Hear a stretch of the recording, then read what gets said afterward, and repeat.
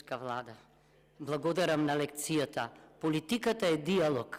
Вие, внесувајќи ги сите партии, политиката ја правите монолог. Непознато. Значи, не мора да има опозиција. Второ, ме чуди да не сте го слушале колегата Елмезири. Тој го цитираше Достоевски, злочин и казна и Расколников.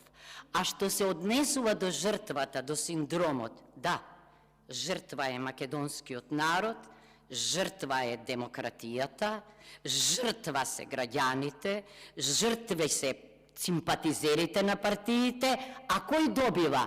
10.000 најбогати луѓе и нивните елити, така велат за Македонија. Тоа се жртвите.